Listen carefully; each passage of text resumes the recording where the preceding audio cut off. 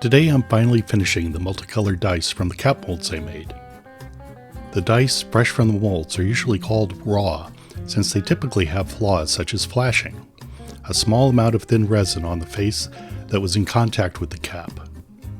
A more troublesome issue with cap-style molds is that the dice can expand during curing to cause raised faces that must be sanded down. Like the masters, I use Zona Papers and a mini pottery wheel to wet sand the raw dice. The coarsest paper, green, is used to remove the flash from the edges and sand down any raised faces. After that, the rest are being used purely for polishing. In most cases, the only faces and edges that need to be sanded are those that contact the cap, usually the lowest number face, since no one wants to see that face anyway.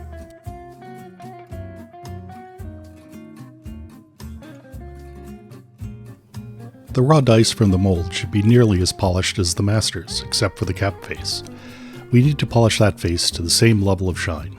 This makes for quick work compared to what we put in with the masters, where we had to polish every face. Once the polishing is complete, resin dust is often embedded in the recessed numbers and logos. I clean the dice in isopropyl alcohol with my ultrasonic wash station before painting.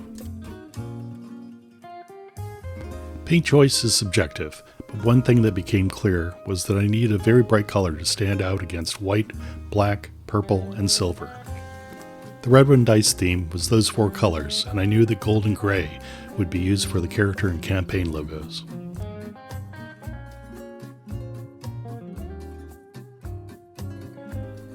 I decided to use ProAcryl's fluorescent purple. The paint didn't stick well to the dice, so I went with a heavy coat.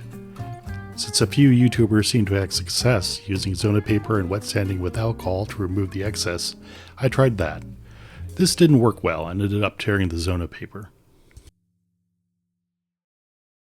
I ended up using alcohol baby wipes over my thumb and rubbing the excess paint away.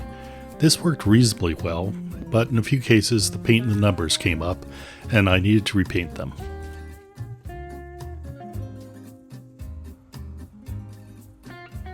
The method that did work, and which YouTube Dice Making Legend Rhyminator recommends, was to paint and immediately rub it off with your fingers.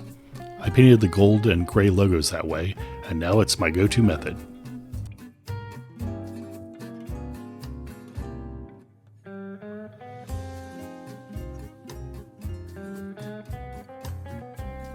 And now for a pretty shot of the finished dice.